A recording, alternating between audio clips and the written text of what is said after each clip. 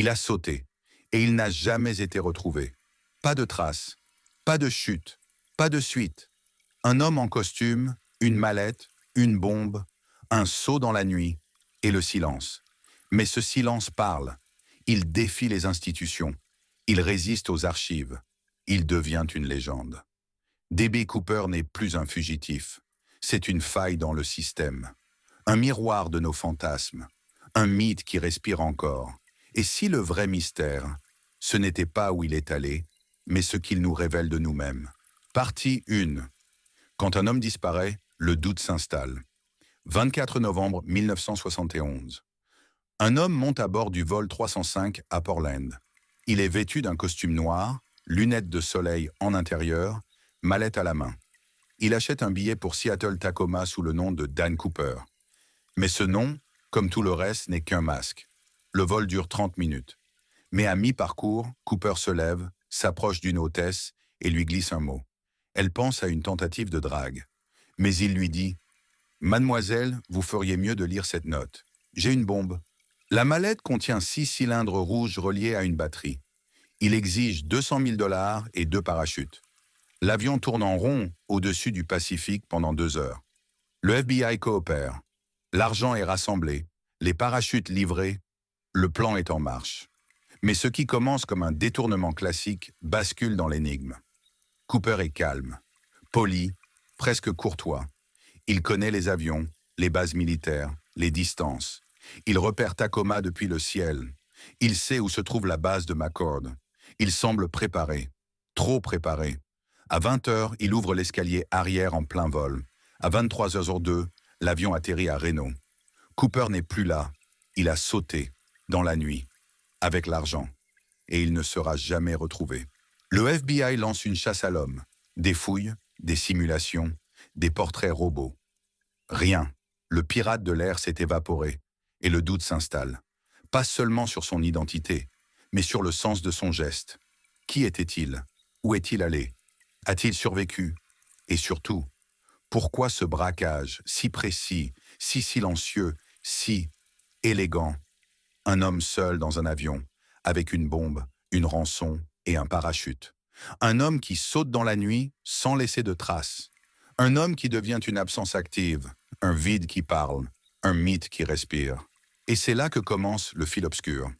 Quand les faits s'effacent, les récits prennent le relais. Quand l'enquête devient une narration. Quand le réel devient poreux. D.B. Cooper n'est plus un homme. Il est devenu une figure, un archétype, un miroir. Pour toi, D.B. Cooper était-il un criminel, un héros ou un fantôme? Et surtout, pourquoi cette histoire nous obsède-t-elle encore? Partie 2. Le détournement devient légende. L'affaire D.B. Cooper ne s'est pas arrêtée dans le ciel. Elle a atterri dans l'imaginaire collectif. Ce qui était un détournement devient une énigme. Ce qui était une énigme devient une légende. Tout commence par une erreur. La presse confond Dan Cooper avec D.B. Cooper. Et ce glissement lexical devient un glissement mythologique. D.B. Cooper n'est plus un homme. Il devient un symbole.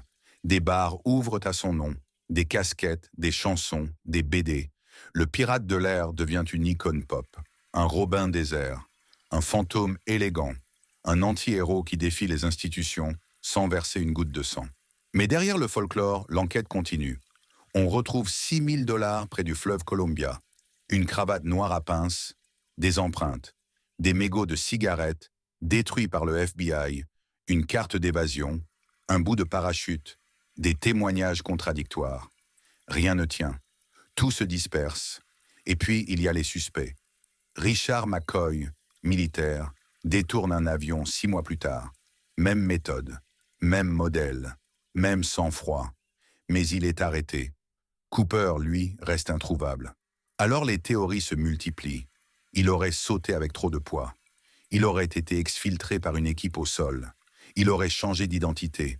Il serait canadien, inspiré par une BD franco-belge. Il aurait voulu se venger d'un système. Ou alors, il n'aurait jamais existé. Certains parlent d'un pilote frustré, d'un technicien de l'aérospatiale, d'un vétéran du Vietnam, d'un homme qui a lu trop de bandes dessinées, d'un homme qui a voulu devenir son propre héros. D'autres évoquent des dimensions parallèles, des voyages dans le temps, des ovnis, des opérations secrètes, des pactes invisibles. Le FBI ferme l'enquête en 2016, mais les amateurs, eux, continuent. Des drones survolent sur les forêts, des cartes sont tracées, des analyses ADN sont lancées, des forums s'enflamment, des obsessions naissent. DB Cooper devient un terrain de jeu, un miroir, un refuge pour nos fantasmes, nos révoltes, nos désirs d'évasion. Il incarne ce que nous ne pouvons pas prouver, ce que nous n'osons pas avouer, ce que nous rêvons de faire sans jamais le faire. Et si le vrai mystère n'était pas Cooper, mais ce qu'il révèle de nous, notre rapport au secret, à la fuite, à la liberté, à l'élégance du silence. DB Cooper est peut-être mort, ou vivant, ou jamais né, mais son absence nous parle.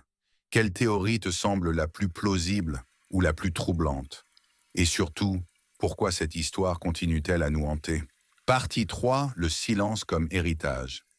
DB Cooper n'a jamais été retrouvé, et peut-être est-ce là sa plus grande réussite. Il n'a pas cherché la gloire, il n'a pas revendiqué son acte.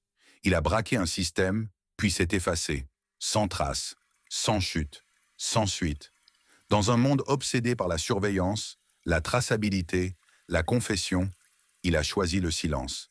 Et ce silence est devenu son arme la plus puissante.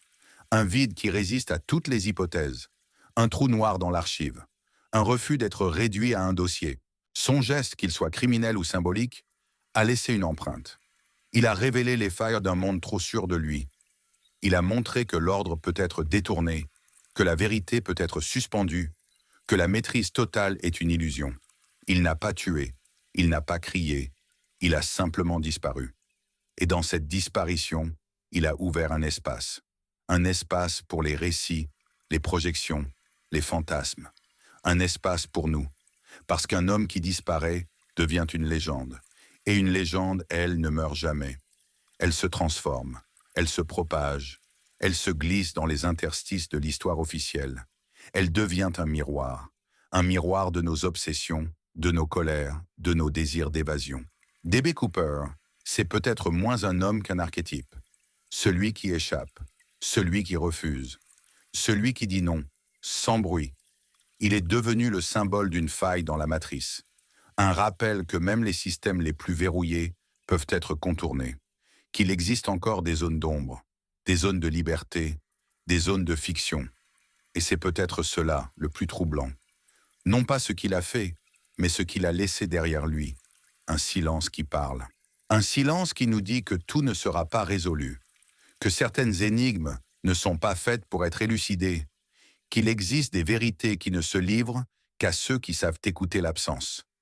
Selon toi, DB Cooper est-il vivant, mort ou devenu autre chose? Un homme, un mythe, une idée? Commente ci-dessous, quelle version du silence te semble la plus juste? Et surtout, abonne-toi à Le Fil Obscur. Ici, on explore les interstices entre le réel et le récit. Parce que parfois, ce qui est le plus vrai, c'est ce qu'on ne peut pas prouver.